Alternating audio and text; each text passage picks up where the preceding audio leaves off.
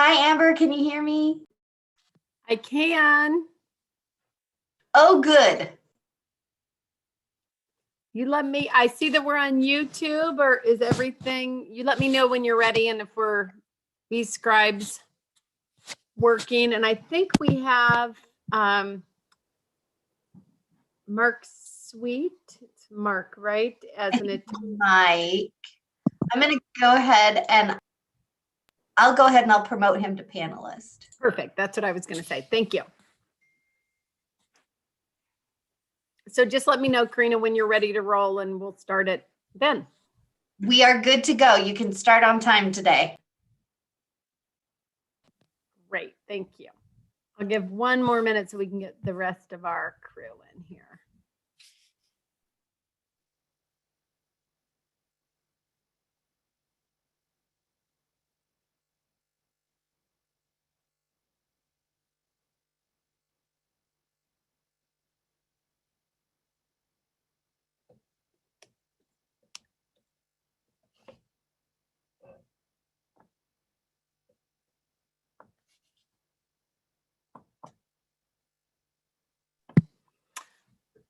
Okay, we have a pretty packed day today, and I want to keep us on schedule. I think we've got a couple people still coming, but I do want to call to order the Parks and Conservation meeting of February 24th.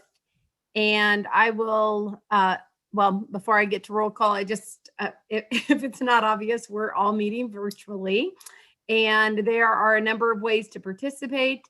You can register to join the webinar. That's www.missoulapublicmeetings.com. You could also, if you would like to attend by phone, 253-215-8782. And if you are attending by phone, to raise and lower your hand when I call for public comment is *9.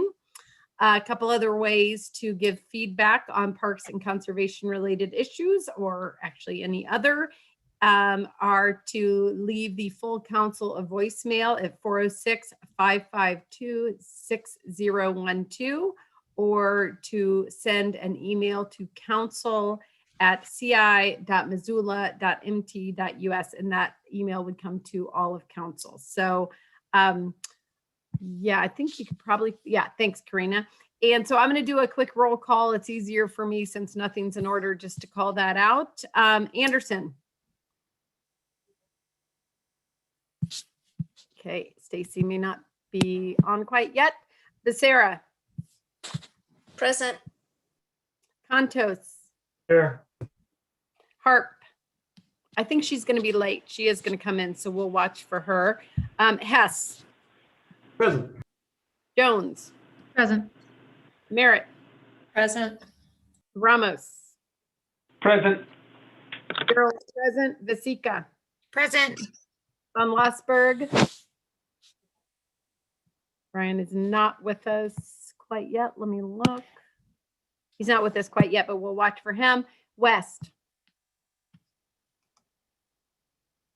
And Heidi's not here quite yet. So we'll watch for them. We have minutes from February 10th to approve. And if you have any changes to those minutes, please raise your hand. Otherwise, those will stand approved. Okay, no one is raising their hand. So those will stand approved. Let's see, we do not have any public here to make public comment, so don't need to do that. So we'll hop right into our agenda. Our first item is an appointment to the Parks and Recreation Board. Is the mayor here in this meeting? Are you here, John? The recommended motion is to confirm the mayor's appointment of David Westfall to fill the vacated term on the Parks and Recreation Board for a term beginning immediately and expiring on April 30th, 2023. If he's not here, I can actually go ahead and speak to that quickly myself, because Dave Westfall is a constituent of mine. He is on the leadership council for the Lewis and Clark neighborhood, and he has also been a driving force behind Bancroft Pond. So I personally am excited about that. I'm going to go and take Gwen. Actually, I will defer to Jesse because I think he might want to make this motion. Thanks, Gwen. Jesse, go ahead. Thank you very much, Gwen. I do want to make the motion and just speak to it briefly. I've gotten to know Dave through obviously the neighborhood council, and he's also become a personal friend, and I can't think of anybody better to serve in this role. He's a thoughtful, highly intelligent man, and I've gotten to know him and his wife Tara very well over the last few years, and I know he cares deeply about Missoula. And certainly the Bancroft Ponds as a very involved citizen of Ward 4. So I couldn't be happier about this and happy to make the motion. Thanks, Jesse. I agree with all of that. I've gotten to know him as well, and he is very engaged. We're lucky to have him in Ward 4, and I will happily be supporting that. Anyone else? Any questions? We have no public here, so there's not going to be any public comment. And we have a motion on the floor. So Karina, would you go ahead and take a roll call vote?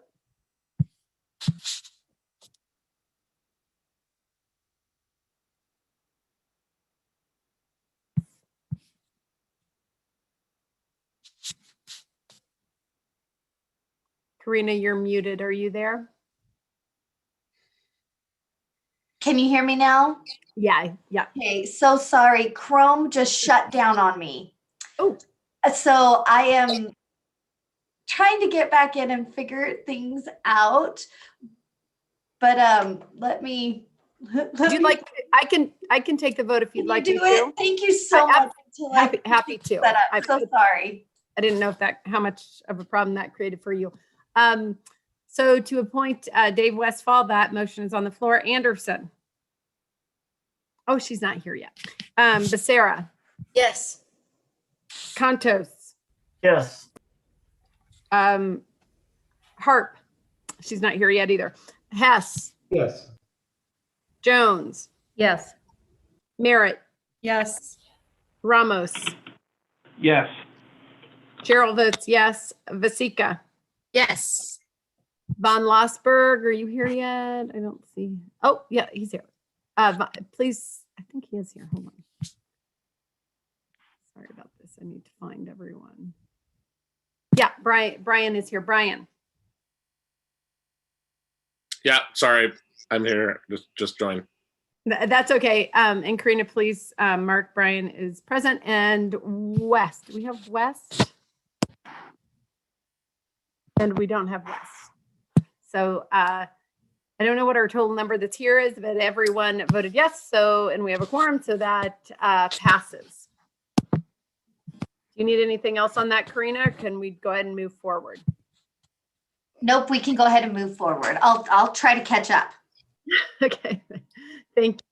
And the next item of business is a contract with MMW for architectural design services for a community center in McCormick Park.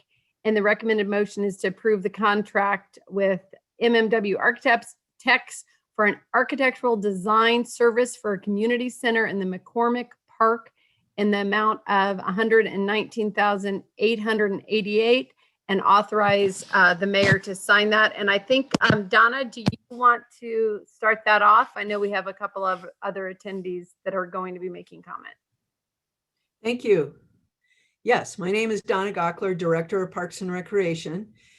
And I want to share just a little bit of background on this project. It's been a very involved project. It's been on many of our goals for years, dating back before 2000. I want to share with you some slides, give you a little bit of background, and then introduce Mike Sweet and Amy Ragsdale, a couple of our residents in Missoula who are some of our superstar volunteers that we often find as partners in parks, and then we'll go from there. So a little bit of background. I wanted to share my screen with you. In 2000, the community of Missoula hosted a millennial project. And what did we want to do that made a difference looking at the next millennium, if you will? It was hosted by the Missoulian and some other businesses throughout Missoula. It was held at the University of Montana. There were multiple meetings getting ready for the new millennium. And there were 3 major projects that came out of that. And one of those projects was a community center for Missoula, an indoor space where people could gather together, similar to what we do in parks during the summer, but for all seasons, for all people. And since that time, well, let me back up. At that time, there was a contribution from these businesses to launch these projects. And we did that. In 2003, the community developed a McCormick Park Master Site Plan, working with consultants and citizens. And the plan that was adopted allows a maximum footprint of 80,000 square feet for a community center in McCormick Park, with the intention of that community center being next to the railroad tracks and north of the Silver Lagoon.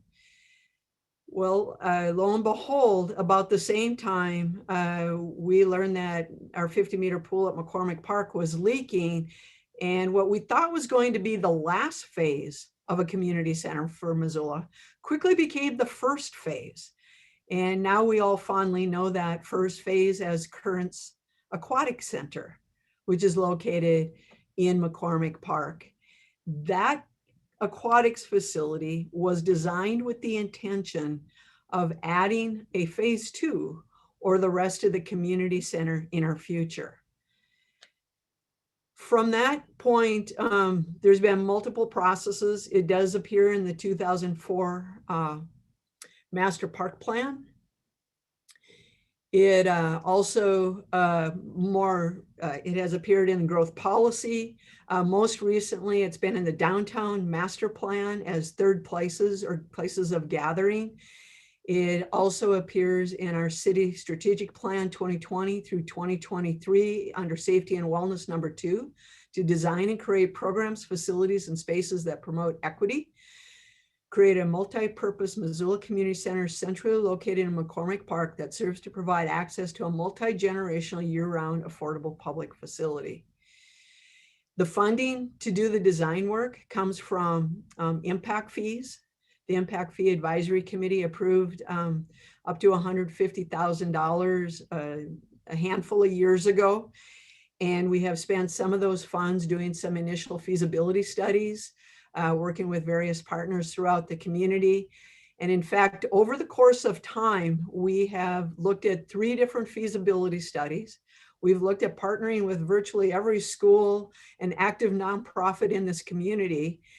And we keep coming back to McCormick Park as the ideal place for our initial community center to serve our aging population. And that includes boomers and seniors, to serve our individuals in our community with varying abilities, to bring young families together. I mean, one of the delights in my career has been seeing the users at Currents. It's at Currents that we see every ability, every background, every kind of person that lives in or visits Missoula. We see those same things at Splash, but one of the things that's unique about an indoor facility is it's climate controlled. So this is an opportunity for us to bring the whole community together. We've done an immense amount of outreach. We've been before this council on multiple occasions. Of course, at times, different members of council were present during different terms. And what we finally want to do is, with all of the recent adoptions, all the recent public process, is to take that next big step and really engage the residents of Missoula. We have a very robust plan for outreach to our to achieve and exceed equity goals. One of the reasons we chose MacArthur Means and Wells is, yes, they're local and they are partnering with NAC out of Spokane, who's a national award winner in community facilities. But one of the things we wanted to do with this project is that MMW has really been able to share is how do we engage all residents, regardless of their background, regardless of their socioeconomics or any other demographic. We've been working with Missoula Aging Services, Summit Independent Living. There is a emphasis on this facility around culture and dance, as well as what a lot of people assume recreation to be are gyms. We certainly do need gymnasium space, but we also need dance space. So one of the things that really gets me excited about this project is dance often becomes a way of universal gathering. It is something that every age, every ability, every culture engages in at some time in their life. And so I see that as an incredible opportunity for us. We also see this facility being a place for congregate meals, for senior programs. And so even though we have the Lowell Neighborhood Center and a place that we can use after school, this is a place that we use all day long, 7 days a week, similar to Currents Community Center, where our community can gather in safe, meaningful ways to socialize, have fun, be well, get nutrition. And I get that we have clubs in town and we have health organizations and we have ski hills, and while many of our community can afford to do those things, many of our community unfortunately cannot. And as we've been learning through the pandemic over and over again, and through base camp at the public library and through services at Lowell, these are the types of places, the types of programs that our residents really need. So what I want to do right now, if I may, is give Mike and Amy a chance to speak, and then certainly answer any questions that you might have about what we're trying to do and any other thing that I can help with. Thank you. Great, thanks, Donna. I don't know which one wants to speak first, but we'll just say, Amy, go ahead since you're an A. Okay, thank you. So I have been a member of this Friends of Missoula Community Center for about 6 years now, and I came to it largely as an arts person initially, although I've now fallen in love with many aspects of the project. I'm a retired professor of dance from the Department of Theater and Dance. I ran the dance program there for a long time. And I also ran two separate dance companies, modern dance companies, one under the auspices of the university and then later Headwaters, which was independent. So initially I came to this because I was so excited about the prospect of a place that might offer affordable studio space for offering classes and for taking classes and for all kinds of people to take classes. So not just kids, which we have in town, although it's not always affordable, but also adults. So after I left the university, I did a little teaching at the Downtown Dance Collective, which was at the time the only studio that offers classes for adults as well as kids. And as you may know, they've lost their lease and now are out of business. So I'm incredibly excited about a facility that won't lose its lease. And I also love the idea of there being classes for aging adults and for people with disabilities and people, trying to figure out their mind-body connections as they go into dementia, which I've experienced with my parents. And so I wish such a place. Oh, it's gonna make me tearful. I wish such a place had existed when my kids were at home and my mom was alive. Because I'm sure many of you are working parents. I would have loved a place where my mom could have gone walking on the track and my kids could have taken soccer, they're big soccer players, and dance classes, and I could have gone swimming by myself. And then afterward, had a chance to hang out with them and have coffee or juice or whatever it was. So I'm incredibly excited now about this possibility, and I thank you for your potential support. Thank you, Amy. I love the idea of, and I think you were basically saying this, where different age groups and different demographics are mixing. I think it really promotes a community feeling, And I think it's really good for all of those age groups, and it's something that is happening more robustly in other communities. So thank you for speaking. So are you in here? It's Mike. Mike, sorry, Mike. Mike, or if you want to go ahead, Mike. Sure. Yeah. Sorry, I got your name wrong. Okay. So just for a little bit of background, I just in 2018 retired from a 35-year career at the University of Montana as a researcher. And I've been involved with the community center efforts since the Celebrate 2000 community-wide gathering to identify 3 projects going forward. So I've been there. I was on the McCormick Park Master Plan Committee. I was co-chair of the aquatics bond effort, and hung in there with Donna through our various iterations.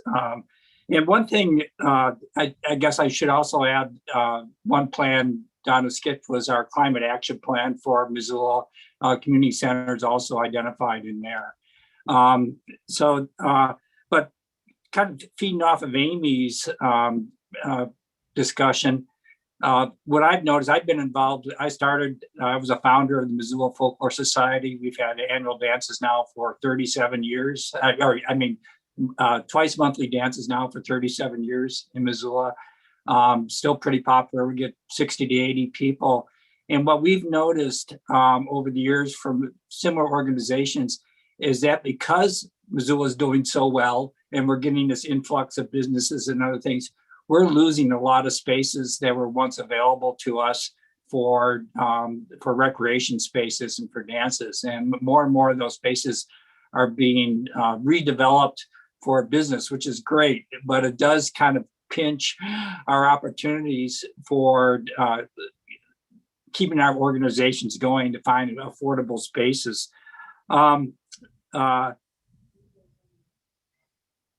Yeah, and then the other aspect I just want to touch on, as a boomer generation, I've always been a very engaged in an intergenerational perspective. I mean, I have friends and still have friends in their 20s, all the way up to their 90s, and I think that characterizes the experience that we present in this type of facility.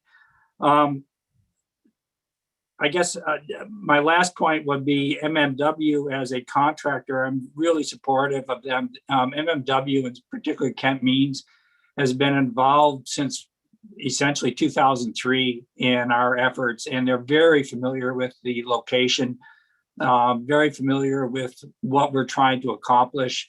And I think it just is, we're not starting from zero with MMW. And so I'm very supportive of this contract and really look forward to kicking this process off. I'd just like to end here by saying that building the facility is just the first step. We see a long time opportunity, including engaging neighborhoods. I think the Lowell experience is just an example of what we can do in every neighborhood, and using the community center as kind of a centralized clearinghouse to make sure that we're making the best use of spaces that are available in Missoula, as well as engaging the neighborhood communities. And I'm a real fan of community in the big word, the big C community.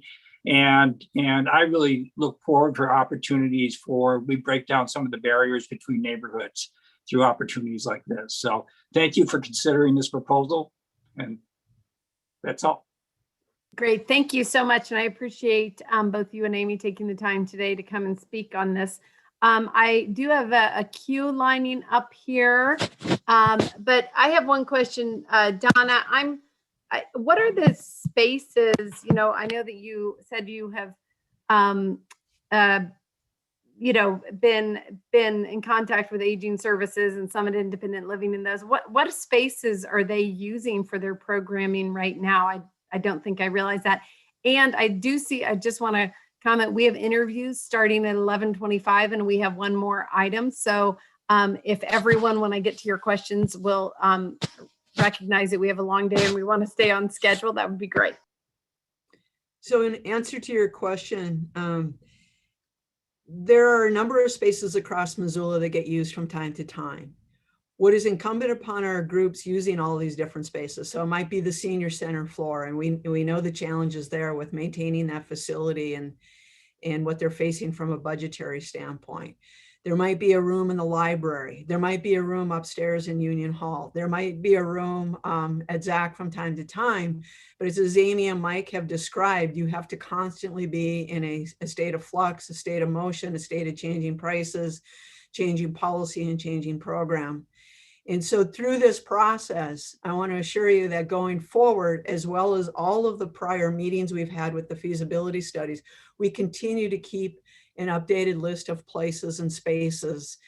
And we continue to find that they're full, they get consumed for another use, and then that program ends up without a space or without an affordable space. And so we don't believe we're going to have any challenges in filling all of them. And currently we turn many user groups away because we have nowhere to place them. Thank you. I think that Mike had raised his hand, and then after that, I'll go to Jesse. I know you've been patient. I'll go to your question. Yeah. Go ahead. I just wanted to add that I can speak on behalf of Susan Kohler. I managed the senior center for 18 months after I retired and very familiar with that. But the congregate meal program there, and I talked to Susan Kohler, we could easily double that program if we had more space. There's a real need for that kind of service. So it's not just meeting the existing needs, it's the opportunities that exist. The ability to expand them. Yeah, thank you. I appreciate that addition. Jesse, go ahead. Thank you very much, Madam Chair, and thank you, Ms. Gockler, for your excellent presentation. I think that it is well known that you are an incredible advocate for parks in Missoula, and that you do your job incredibly well, and I have a lot of respect for you for that. But on my side, my role is to be a fiduciary for the taxpayer, and kind of committing to this, in my opinion, would mean that we're kind of committing to the whole future project. And I had a couple of different questions for you around that. If you can maybe give me some more details on the future funding of construction, especially since we have spent so much money with the studies and now the architecture. What are we looking at? Are we looking at bonds? What are some of the different funding options on that? Because I've seen this line item in the budget since the whole time I've been on council that's been dated out. Sure. Like almost every single park project I've been part of since 2002, there's seldom a funding mechanism that's identified before the project is envisioned. And that would be the aquatics, it'd be Fort Missoula Regional Park, it would be our open space program initially. I would love to find funding before we do some of these projects, but that's not the way it typically works. I anticipate, like any other project, there's going to be multiple funding sources. And they could be anywhere from a capital campaign that our partners are growing and developing right now, to public funding, to park district, to grants, and you name it. We think that there's plenty of energy in this community, and I think it's too early to be definitive. The other thing I know is that the public will ultimately decide whether or not this is something that they view as essential to their community, similar to what they decided with the library and aquatics. So no funding source now, but very strong belief that if the vision is what the community wants, the resources do tend to avail themselves. And we just believe that people of every background in economic and demographic should have opportunity for this kind of space. A couple quick follow-ups. As long as they're quick, Jesse, because we have one more item before we have an interview scheduled in 10 minutes. So if you can make them brief. I'll make it very brief. So Donald, what are your cost estimates on this? Just simply because I saw 17 million on that line item in these budgets that I've seen. Was that just kind of a rough estimate? And are you guessing that those costs have likely risen over the last few years as all costs have risen in construction?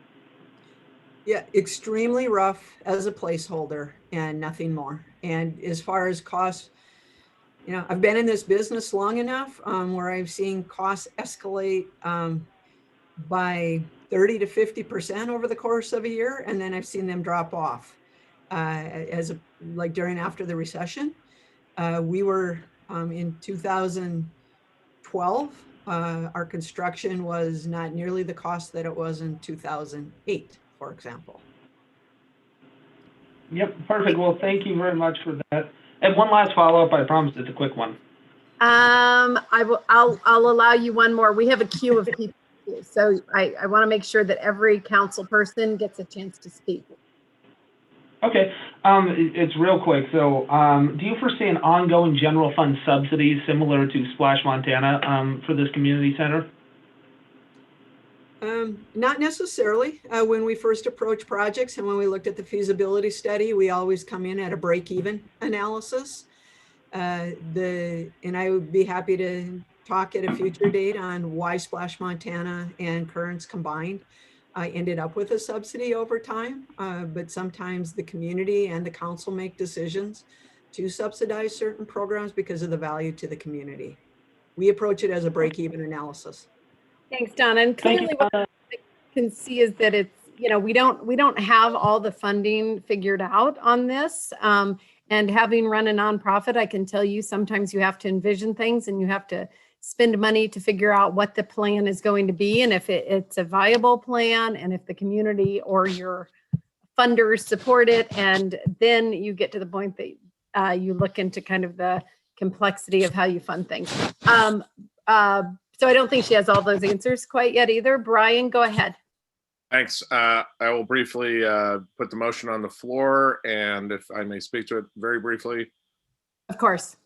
I just wanted to thank Mike and Amy and Donna for the information. I wholeheartedly believe in taking this next step. It's a budgeted step. It helps inform the discussion and the consideration going forward.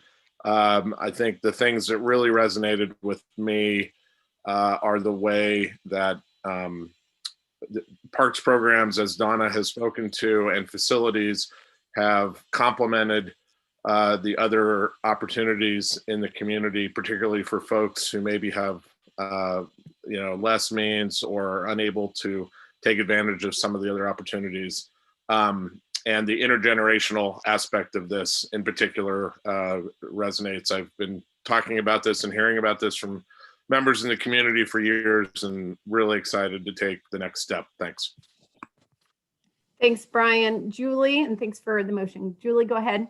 Yeah, I fully support this motion. As I recall with the community-wide survey that we did a couple of years ago, having an indoor space to recreate was like high on the top of the list of the survey respondents. So to me, that says that our community already has told us that they value this highly. And so I fully support it. And thank you, Donna, for bringing it forward. Thanks, Julie. And living, not having grown up in a climate like this, but now living in a climate like this for the last 20 years, I can appreciate that that is what our community wants and needs. Gwen, go ahead. Thanks. I've sat in a lot of meetings over the last 6 years for community centers for this plan with Donna, and I think she has poked and pushed it in all sorts of different directions, trying to figure out what's the best fit, and I think it's solid at this point. So I'm very much in favor of it. And I just really think people socialize differently than they did decades ago. A lot of our community connectors have aged out. We have different ways of connecting, and it's important to acknowledge that and figure out the path forward instead of just ignoring it if we want to have strong community here. So I think it's great in terms of sports, dance, activities, music, intergenerational. We just have a great need for that. And frankly, every year, just because I've been raising kids for a while now and having them cycle through high school, there's always a discussion about where the Sentinel, Big Sky, and Hellgate jazz bands can play, because they can't play anywhere where there's alcohol. And if they have a great venue, a lot of high school kids are not only going to come out to listen to their buddies, but they're going to swing dance, and they're going to be swing dancing with all sorts of generations. So that's just a little vision to have. And the other thing is, just this morning, I was testifying in front of the legislature on a local option sales tax bill, and had actually pulled out my tax bill and tabulated what my bond expense was for open space, trails, Fort Missoula Regional Park, new library. Of my $5,000 property tax bill, that's about $120. So I think this is something that there will be all sorts of different avenues for funding. I don't think we should discount any of those avenues, and I think it's feasible considering what we can do with this. So I'm very much in favor of it. Thanks for bringing it, Donna. Thanks, Gwen. And I appreciate you looking at your tax bill, because I know when I was running the open space bond, the average, I can't remember the exact numbers, but the average cost, the cost for the average home price was something like $19 a year for that bond. So while they look big when you see the full number, they're not necessarily as expensive as one might think. Stacy, go ahead. And we do have an interview in 6 minutes and have another agenda item. So I think this is an exciting project, but I am asking everyone to be brief. Okay, I'll talk very quickly. Thanks so much, Donna. I'm in support. A couple of things I want to flag is in the design process, I think having the community kitchen space, which if you're talking about community meals, it's already on your radar. The other big thing is, as we experience climate change, the need for spaces in the summer that have the ventilation systems that are safe for people to come together while we're having an extreme smoke event are going to be paramount. We have lots of great spaces to congregate in the summer outside, but there will be times where that is not healthy for people to do so. So wanted to put that on your radar. The question I have for you, I really want to make sure that we get this clear. The $17 million price tag is not the city's portion of this. This is the overall project. And the city, whatever design mechanism of funding, is going to be a fraction of that.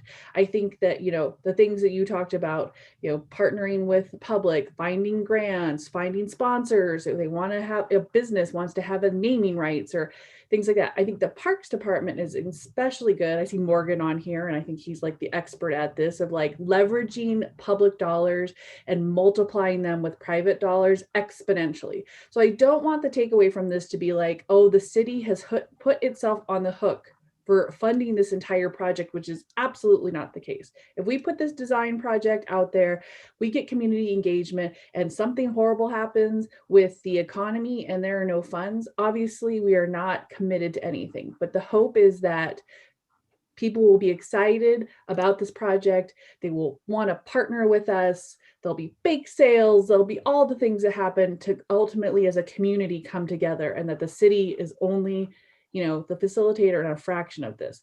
Do I have that analysis correct? The only commitment we're asking for the city council right now is to expand just under $120,000 in already identified and budgeted impact fees. How it gets funded, what the final vision is, that's really what we hope to go through the community with. And I can't think of a project. I have often joked that we have more funding mechanisms than we have expense items when we get a project done. And I assume that that's generally what will happen with every project we do here at Parks.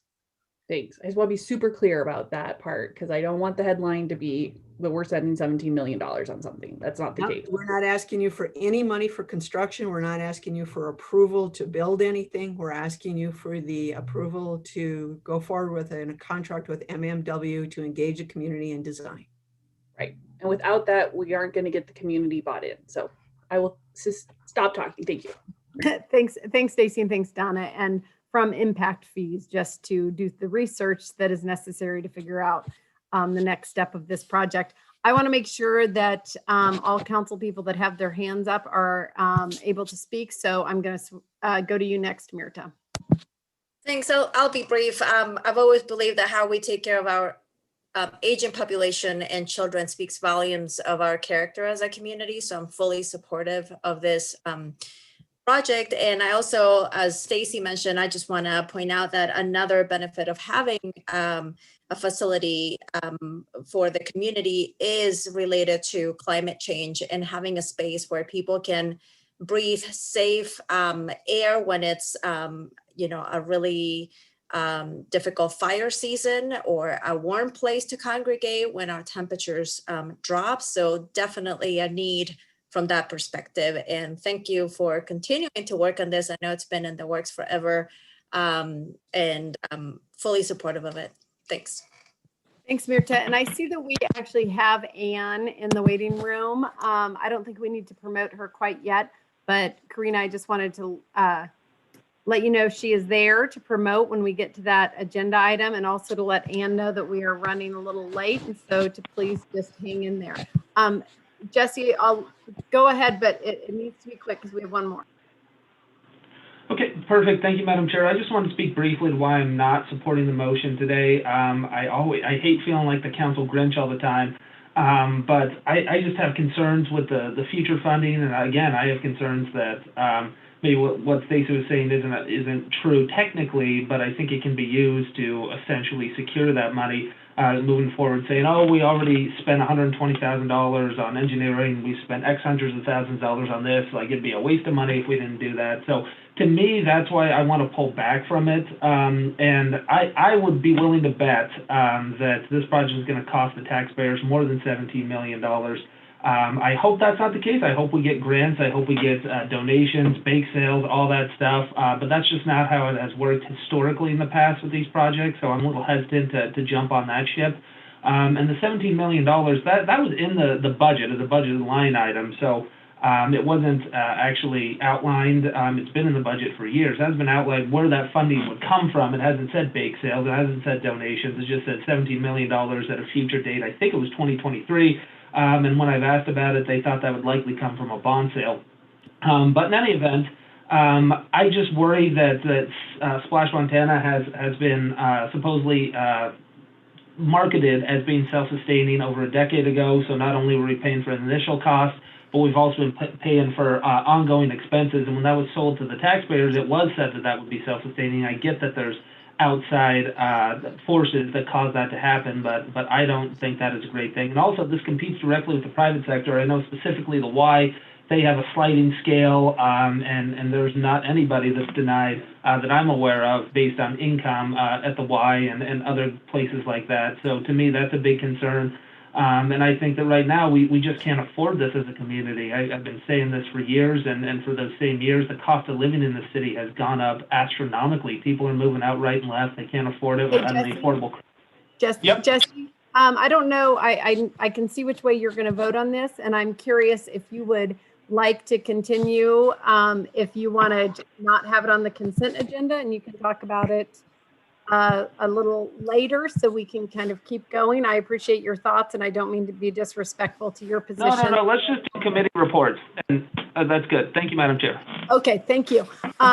Okay, so we have one attendee, which she is actually here for her interview, but if you would like to make public comment on this item, please raise your hand. Otherwise, we will go ahead and take a roll call vote. Karina, you want to go ahead and do that? Yes, I can do that. Awesome. Thank you. Okay, here we go. Anderson. Yes. Anderson votes yes. Becerra? Yes. Becerra votes yes. Contos? Yes. Contos votes yes. Hess? Yes. Hess votes yes. Jones? Yes. Jones votes yes. Merritt? Yes. Merritt votes yes. Ramos? No. Ramos votes no. Cheryl? yes. Cheryl votes yes. Vaseka? No. Vaseka votes no. Von Lossberg? Yes. Von Lossberg votes yes. West? Yes. West votes yes. That is 9 yeses and 2 noes. May I vote, please? Oh, I'm so sorry. That's okay. Heather. No worries. Keenly. I'm so sorry. Heather Harp? Yes, please. Heather votes yes. So that is 10 yeses and 2 noes. Thank you. I'm glad we got Heather's vote on that. So glad you jumped in there. Okay, so Jesse, you do not want this on the consent agenda. Is that correct? I just think if it's on committee reports, I mean, it's really up to you. There's a good chance I won't even be there Monday from the honeymoon flight. So, I mean, let's just do consent agenda. What the heck? Is that okay with you as well, Sandy? That's okay with me. I can make my comments brief on Monday. Okay, that sounds good. Thank you, and enjoy the honeymoon flight wherever that might be too. And congratulations on that. So again, I want to just remind Ann, who's in the audience, that we're running a little bit late, so just hang in there for us.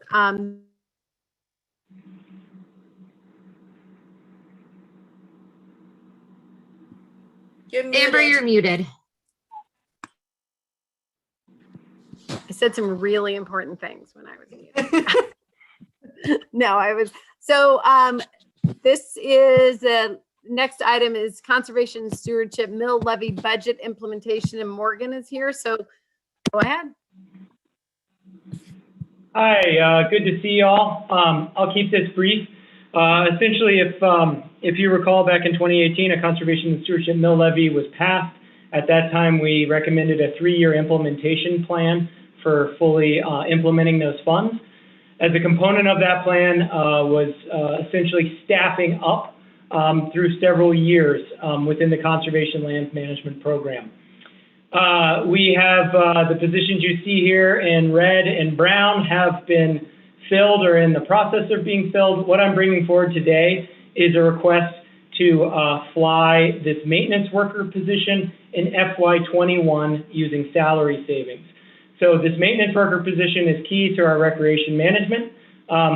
It was planned to be in our FY22 baseline budget for the conservation and stewardship mill levy. Due to COVID-19 pandemic and some delays in hiring, we have salary savings right now in our 21 budget. And it would take about $8,000 to hire this person now. And that would give us the benefit of being able to do a single recruitment and hire both this maintenance worker position and this maintenance worker position, which was recently vacated. And so this was one that was already in the budget. This person got a promotion and is actually our maintenance tech now. And so we need to backfill. So we'd be able to apply both of these positions now using salary savings for this FY22 maintenance worker. This would not affect our baseline budget, and it would be fully funded by the conservation and stewardship mill levy moving forward in FY22. To make sure that we still maintain our commitment to the emergency acquisition fund that is also a component of this, we are, and also given the fact that we've had a significant amount of staff turnover in this last year in conservation lands, we were recommending not filling the CLM attendant position in FY22 as originally planned. This is a seasonal position. These are entry level, not job attached intermittent positions. And so we would recommend delaying that hire until FY23. So the motion I have in front of you today is approval to move this maintenance worker position forward in FY21 using our salary savings. Thanks, Morgan. And I'm going to move things along here. So Julie. I'd like to go ahead and make the recommended motion and speak to it very briefly. Morgan has always shown his great thought for these types of decisions. And so I am very confident that this is the best way forward. And I appreciate that he's always puts in a good amount of effort to try and save money wherever possible. So thank you, Morgan, for bringing this. Thanks, Julie, and I will ditto that. Heather. Great. Morgan, is this basically for both of these two positions under rec management and natural resource management, 1 FTE then in total? It would be a little more than that. I think these are both 9-month seasons, so they're like a 0.7 something FTE. So all total, it's a 1.5 FTE between both of these positions. But yeah, this is a 0.77 FTE, I believe. So a 9-month season. I guess I was a little confused when you said that due to that one maintenance worker under natural resource being promoted, that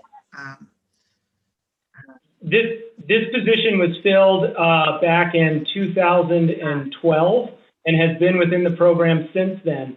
This person who held the position got a promotion and through recruitment and is now our maintenance tech.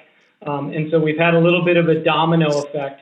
And so some of the benefits of moving this maintenance worker forward, and that's part of our salary savings as well, with this other one is we can do both recruitments at the same time, bring them on at the same time, train them at the same time, be significant savings for staff and for HR. Thanks, I appreciate that.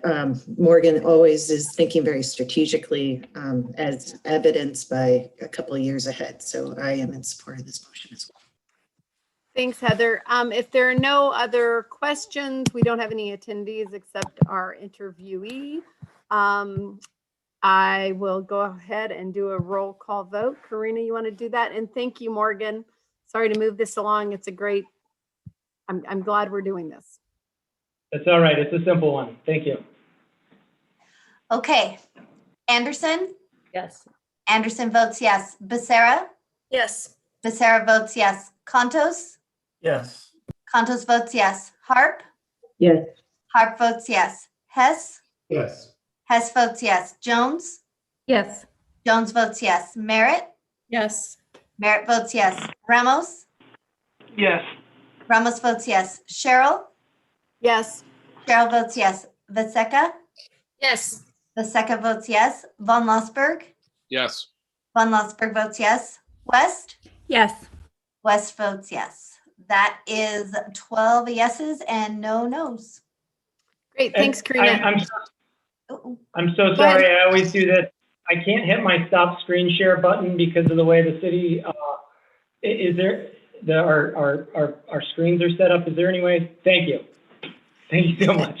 Thank you. That would have been really awkward to have that up while we were doing our interviewing. So I appreciate that. So that'll go on the consent agenda. So I don't think I said that the first item on Dave Westfall goes on the consent agenda as well.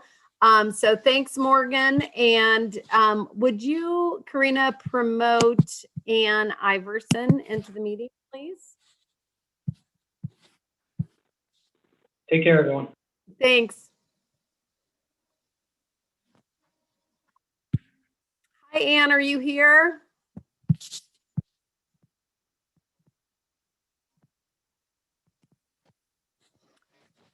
Ann, can you hear me? I think you're on mute, but I think you should be in the meeting now. There, I unmuted. Oh, there you are. Okay, good. Hey, thank you so much. I apologize that we're running late. We just had a lot of conversation around our items, and that kind of happens sometimes. So anyway, appreciate you. First, I just want to say that I appreciate you applying for this position. I'm very thankful for all the different committees and boards that we have have citizens that are willing and interested in serving. And so first want to say thank you. We do have 2 positions and we have 3 applicants. So we're going to go through the process of interviewing everyone and then kind of figuring out where all the puzzle pieces fit together and what we need. And then we will get back with you after that. Thank you. Yeah, so great. I am going to just ask the same interview questions that I'm asking everyone. Sometimes, you know, your answers end up going into the next interview question. So that's fine. Just expand where you feel is necessary. And then at the end, I'll give you an opportunity to ask any questions of us that you might have. So I'll get started. Number 1, describe your interest in serving on the Open Space Advisory Committee. Well, I'm a citizen of the city and I benefit from the open space in that I actually just got back from a walk in the open space. So I use it every day. I think it's an important benefit for living in Missoula. It's one of the reasons that I continue to live in Missoula, that we have the ability to access the open space. And I think that I would like to give back to something that I value so highly. Great, thank you. Let me here. Great, thank you. Number 2, what are the benefits to the city and the public of having a citizen open space advisory committee, of course, in your opinion? Well, I think the more people involved, I mean, when people get involved in their community, it's always a good thing. Having people who care and have ownership, and then the council being responsive to what citizens want from the city and the services that exist. And it's always great to have people involved in more involved in their community. You get a better, more engaged community. Great, agreed, thanks. Number 3, describe any personal or professional expertise you have related to acquisition or management of public open spaces, conservation lands, or lands for parks and trails. Not a ton of direct experience on that. I do marketing currently for Mountain Press Publishing, and you probably know Mountain Press. I mean, we do the Roadside Geology series and various books, and including a great wildflower book for Montana. I've been involved in that, and I've also been involved, before Mountain Press, I worked for the Small Business Development Center as a business, helping people start up their businesses. And I do have a MBA from the University of Montana. So I know my way around financial statements and things like that. I also, long ago, I do have a law degree, but it was quite a while ago, and I've never really practiced law. But it's a good basis for things. I would agree with that. The city has, number 4, the city has approximately 100,000 remaining of its 5 million share of the 2006 open space bond. Missoula County voters also recently, as I'm sure you probably know, passed the 2018 open space bond, the city's portion of which is 7.5 million. Generally, how do you think the open space committee should prioritize spending these funds? Well, I don't know how much of the budget currently is earmarked for maintenance and what's earmarked for acquiring new space and or adding facilities to the spaces that we have. I think that there are probably some parcels that are important for species that are of interest. And I think it's also always good that more people are using all the open space all the time and having access points where we can disperse more of the folks, because it gets a little crowded up there. That is true. We definitely are feeling that sometimes. Okay, so let me see. Thank you. And then number 5, open space bonds state specific purposes for which the funds can be spent. Mm-hmm. For example, protecting wildlife habitat, agricultural land, access to rivers, lands for trails. The 2018 bond also allows funding for improvements on open space land, such as reconstructing trailheads, improving or repairing trails, planting trees. How should the city balance the variety of these needs in our community? These needs of our community has related to the open spaces. Well, first off, you ask, I'm sure that there's experts such as Morgan and people who have done studies and found out where some of the priorities and where the department has said some of their highest priorities are for wildlife, critical habitat. I think that one of the first priorities should be working on to make sure that what we have now is not degraded. And that could involve new facilities, new signage, parking, things like that. And like I said, maybe some different access points, or letting people know that there's some different access points, because like I said, it gets a little crazy in the parking lots. But I think that it's listening to people, citizens for the city and employees, and scientists and figuring out and putting together a framework to weigh the options. Great, thank you. If appointed, you will be working on a public board that may have different opinions, perspectives, or ideas about how to allocate the limited resources. Can you provide an example of a time when you had to compromise, collaborate, deal with conflict, and what the results were of your effort? Well, like I said, long ago, one of the things I did in a kind of a different life, I think that's directly relevant. I was involved in Yosemite Park with Sierra Club, and we were working, and I was the chair of the committee within the Sierra Club that dealt with Yosemite Park, which, as you probably, and this was when we lived in California when my husband was in graduate school. I'm not from California, don't worry. Anyway,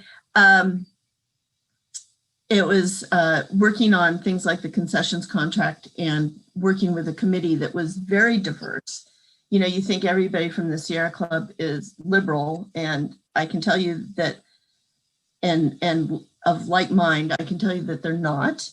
Some are really like very out there. Some of us are very mainstream.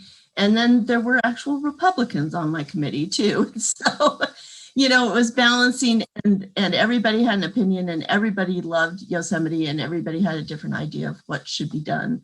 And it was working with people and figuring out what the consensus was, and building, you know, talking to people and listening to their objections and their ideas. And a lot of times it's just making sure people feel like you're listening to them, and then you don't always get what you want, but you work out a solution that benefits the most people. Yeah, thank you. My husband is originally from California, and it took him about 20 years to live that down, being in Montana. I grew up in Colorado. I grew up in Indiana, so we're from all over, but for some reason, California has a stigma. In 2018, voters passed a $500,000 open space stewardship levy to help cover costs of maintaining and managing conservation lands. How should OSAC, Open Space Advisory Committee, consider additional future management and maintenance needs and costs associated with preserving open space lands? Well, I know that there are assessments on which lands need more work, and which are getting degraded more quickly, because like I said, I use it all the time, and we've had some emails with Morgan from time to time about various things. So like I said, I think there's going to be a framework on, you know, various points of which are important, like use, habitat degradation, you know, whether it's erosion, you know, how bad it is, and having a scale and something that you have the various points. It's not like a yes or no sort of thing. You know, you have, everything's important. So you have to figure out a way to weigh what's more important. Thanks. Many conservation easements on family farms and ranches do not provide for public access. What do you think about expending bond funds to protect open space that will have little or no public access? That's a tough one, just because from the taxpayer's point of view, it's like whether they feel like they're getting the right bargain for their money. I think it would have to be land that was very important for either wildlife or other species of concern, particularly. Thanks. The city's open space ordinance requires that applicants provide full disclosure of existing or potential conflicts of interest. Having a conflict doesn't preclude being appointed, but information is required to be disclosed. Board members with actual or apparent conflicts of interest cannot participate in any manner for the board's review of that specific proposal. please tell the committee of an existing or a potential conflict of interest, and if you have any, in serving on the committee.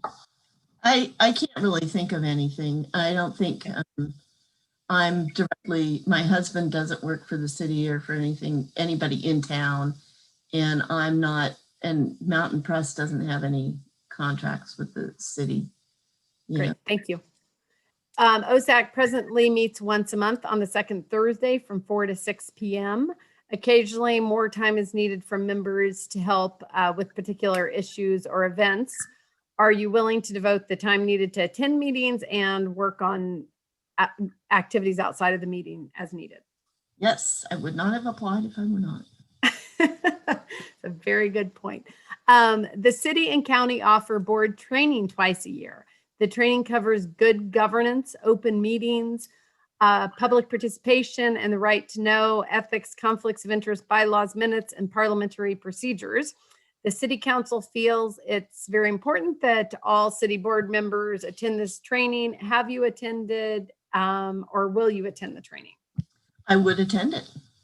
Great. It's always good to brush up on one's parliamentary procedures. It is, yes. The success of OSAC depends on the active engagement and participation of its members. Are you able to commit to preparing for and participating in meetings and other activities, including asking discerning questions and constructively participating in deliberations? Yes, I'm not shy, and I do have questions periodically about things. Great. Well, that is the end of our interview questions. I really appreciate you waiting. I know we were running behind. Do you have any questions for us? Not really. Okay. You know, it's like I know a lot of it would be, I have some idea of what a board member does just because my husband was on the bike ped board a few years ago for a long time. So yeah, I know about meetings, and I've known people at other boards. So great. Well, I think I can speak for all of us, just saying we appreciate your interest and willingness, and going through the whole interviewing process. There's a little confusion on the exact timing of when we will be voting on this because we are having trouble scheduling one of the interviews, but we will be back in touch with you as soon as we know. Okay, thank you. I really appreciate this because, like I said, I do value, I use the jumbo open space all the time, and I value what's out there, and I love looking at the elk every day in the winter. And I just think it's a great asset for Missoula, and I'd like to be part of making sure it stays that way. Thank you. Thanks. I really appreciate that. Have a great day, and we'll be back in touch. Okay, thank you. Now I'll get back to work. Okay, thanks. Bye-bye. Great. Karina, I think we have Kit in our next interviewee with his hand up, but I want to just promote him into the meeting if you would go ahead and do that.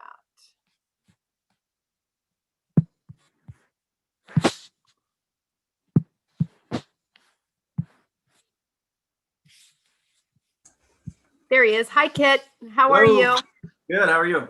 I'm doing well. I'm Amber. I'm sorry that we're running a little bit late here. Our other agenda items got us into some big conversations. So anyway, thank you for waiting. I wanted to first just say thank you so much for applying for this position. I think I speak for all of us just saying that we are endlessly thankful to our community members that find boards and committees that speak to what they're passionate about and are willing to commit their time to make our community a better place. And we need people like you doing that. So, and also our timing, we have 2 spots and we have 3 people to interview. One we were not able to get scheduled today. So it may take a little time before we finish up the whole process, but we will definitely get back in touch with you. You bet. Okay, and so I'm going to ask you a list of questions that we're asking everyone that applies for the position.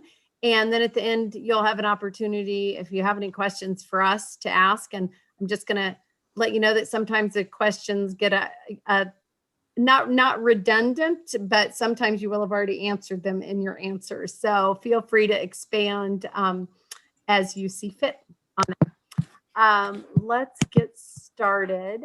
Number one, describe your interest in serving on the Open Space Advisory Committee.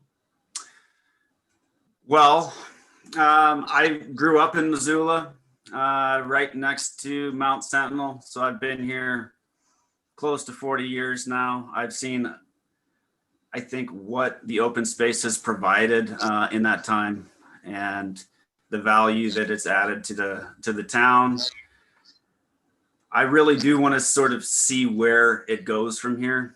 I know, there's been a tremendous amount of growth in Missoula over the past couple decades in particular, and how we balance open space in the mix of, the existing recreation and wildlife values, land values. I think it's probably, one of the most important programs that Missoula has to keep attracting the types of businesses and opportunities in Missoula. It brings people to Missoula. So I'm interested to see sort of how we can continue to have that balance of open space and development. Great, thank you. Number two, what are the benefits to the city and the public of having a citizen open space advisory committee? Sure. Well, I think you get people like me that probably aren't usually engaged in city politics. I really haven't been engaged with city council politics or otherwise. And I think having those viewpoints of people that aren't probably intimately involved in some of the politics and other things is helpful in those discussions. And having, I represent certainly a type of person in Missoula, and I think that having that broad perspective is helpful for decision making. Great, thanks. Describe any personal or professional expertise you have related to acquisition or management of public open space, conservation lands, or lands for parks and trails. Sure, thanks, Amber. So, and I wrote this in the application as well, but professionally, I work for National Wildlife Federation. I've been with them for 11 years. I'm the director of our wildlife programs. So, I would bring in expertise in wildlife. A lot of the work that I've done is actually wildlife conflict issues. Specifically, it's been wildlife livestock conflict issues. I also manage NWS property in the North Hills between Grant Creek and Sawmill. So I've been involved, with access issues on the property, how we sort that out, thinking long-term about, how we are looking at what role that property should play in open space and conservation in Missoula's North Hills, I think has influenced me to think more broadly about conservation and Missoula's open space needs. And I'd like to be kind of part of more of those discussions about where that makes sense and where it doesn't make sense. Great, thanks. Yeah, that's an interesting background in conflict resolution, which will come up for you in just a second in a question. So the city has approximately $100,000 remaining of its $5 million share of the 2006 open space bond.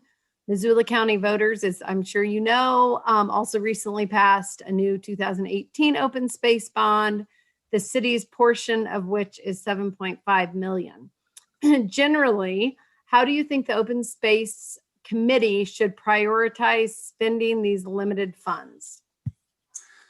I think the city has done an excellent job so far in terms of prioritization. I think we've seen that with Mount Dean Stone acquisition, thinking about how these different properties can be stitched together.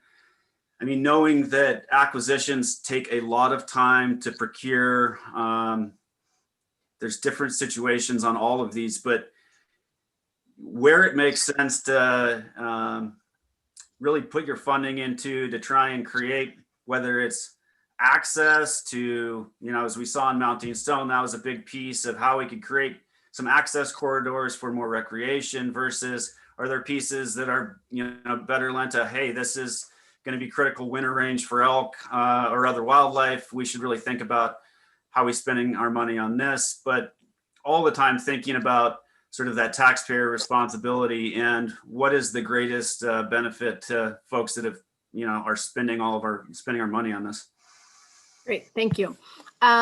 Open space bonds state specific purposes for which funds can be spent. Protecting wildlife habitat, agricultural land, access to rivers, lands for trails, etc. The 2018 bond also allows funding for improvements on open space land, such as reconstructing trailheads, improving or repairing trails, planting trees. How should the city balance the variety of needs our community has related to open space? Yeah, I was glad to see that last bond pass in terms of the maintenance. I think that's been a piece of concern, and we see this with all of with any large landowner, which Missoula is now.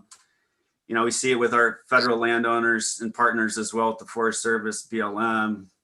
If you're not matching maintenance funding with acquisitions, it can be very difficult to keep on top of truly managing those properties. So I think creating expectation that management has to be matched with funding for more acquisitions.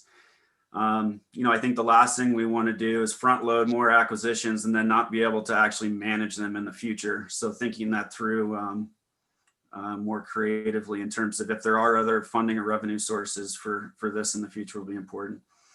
Great, thanks. If appointed, you will be working on a public board that may have different opinions, perspectives, or ideas about how to allocate the limited resources. Can you provide an example of a time when you had to compromise, collaborate, or deal with conflict, and what the results of those efforts were? Yeah, so I would say a lot of the work I do professionally is a lot of compromise, whether it's policy discussions at the state or federal level on wildlife or public lands. And then sort of more on the granular level, I work a lot with landowners and ranchers and trying to negotiate agreements regarding grazing, regarding conflicts with wildlife. And a lot of it comes down to money and dollars and cents and what makes sense with a person's operation and what doesn't. So yeah, I think that's definitely a piece where I can add a lot of expertise. Great. Number 7, in 2018, the city voters passed the $500,000 open space stewardship levy to help cover costs of maintaining and managing conservation lands. As I had said earlier, some of your answers are going to come ahead of the questions. How should OSAT consider additional future management and maintenance needs and costs associated with preserving open space lands? Do you want to elaborate on that at all? Yeah, I would only add that, I think a lot of us use our open space lands right now. I think there's the balance of using them to death versus how we invest in other lands and spread out some of that use. There's certainly areas that can accommodate higher use. And I think the city is investing in those, as we've seen, like somewhat up on the North Hills and up on Waterworks in particular, investing in parking and otherwise in some of these places where you really want to see increased use versus other trails where I think that's by design, is trying to limit some of the use on there where there's, more sensitive wildlife or habitat issues. Great, thanks. Many conservation easements on family farms and ranches do not provide for public access. What do you think about expending bond funds to protect open space that will have little or no public access? Yeah, a challenge. I think immediately the most public's reaction to spending bond funds should be on something that has public access, but practically speaking, protecting open space, there's also a lot of value in that. There's organizations that do that too. As we know, land trusts, that's really, I think, an important piece for land trust focusing on. Most land trusts aren't doing a lot of easements that have access components. I think when Missoula is spending that, we have a little bit of a different fiduciary responsibility to the public and in terms of access. Great, thank you. The city's open space ordinance requires that applicants provide full disclosure of existing or potential conflicts of interest. Having a conflict does not preclude an appointment, but the information is required to be disclosed. Board members with actual or apparent conflicts of interest cannot participate in any manner in the board's review of that specific proposal. Please tell the committee of existing or potential conflicts of interest that you feel like you have. Yeah, the only conflict, and I wouldn't quite portray it as that, is NWF, our property up in the North Hills. We have been interested in divesting that at some point in the future. I've had discussions with Grant about that property, but also discussions with the Forest Service and how we may sort out a public ownership at some point in the future. Okay, thanks. OSAC presently meets once a month on the second Thursday from 4 to 6 p.m. Occasionally, more time is needed from members to help with particular issues or events. Are you willing to devote the time needed to attend meetings and to work on outside committee activity as assigned? Yes, absolutely. Okay, great. 11, the city and county offer board training twice a year. The training covers good governance, open meetings, public participation, and right to know, ethics, conflicts of interest, bylaws, minutes, and parliamentary procedures. The city council feels it's very important that all city board members attend this training. Have you attended or will you attend? I have not attended, but I'm always open for more personal development opportunities. Great. The success of OSAC depends on the active engagement and participation of its members. Are you able to commit to preparing for and participating in meetings and other activities, including asking discerning questions and constructively participating in deliberations? Yes, I think resoundingly. That's why I'm applying, and that's what I would hope to be doing. Great, thank you. So that's the end of our question list that we're asking each one of the candidates. I was trying to place you when I saw your name come through, so I've done that now.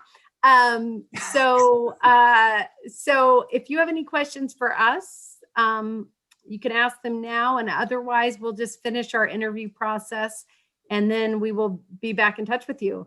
And regardless, I want to say again, I think I speak for the entire council and just being really thankful for everyone that applies and their willingness and wanting to get involved. Yep, and thank you all for your time. I know you've got a busy schedule and plenty to go, so I won't keep you any longer, but appreciate it and look forward to hearing from you. Great, and thanks. I'll personally say thanks for your work with NWF. Great organization. Yeah, you bet. Thank you. Okay, great. We will be in touch. Thanks so much. All right. Okay. Great. We got through those. I think we're generally going to get everyone some lunch, so that's good. We have a motion, a recommended motion. Hold on. Let me get to this. We have a recommended motion, but we were unable to schedule one of these interviews, as I think you can see. I can't pull it up now. So I think what we need to do is just hold off on that. I don't know if there's anything else. We don't want a motion quite yet because we need to interview the last person, and I have not had confirmation of when that interview will happen, but she had a conflict today. Julie? Yeah, I guess I was just going to ask procedurally, what do we do? Just do we need to take any action to keep this agenda item open procedurally? I'm looking for someone other than me to answer that. That's kind of my question too. Thanks. Brian. Yeah, just hold it over. Just Okay. hold it over until you can get that other person scheduled and have it appear on that agenda after we've had that interview. Okay, so Karina, we are going to hold this item over in hopes that we're able to get that interview that Ashley, I think is her name, scheduled for next week. So yeah, and she actually is going to be next week. They have been talking to her. It is next week. They're just trying to get the committee schedule right so that she can interview at the time she needs to. So it should happen next week. Perfect. Thank you for that answer. We were investigating that. So appreciate that. And we're going to hold this item open. And unless anyone has any additional comments, there's no public here to make a public comment. I am going to adjourn the meeting. Thank you. Thanks everyone for helping to keep us on track. That was a lot of items that we had to move through in a fairly quick order. So appreciate it. We're adjourned. Goodbye.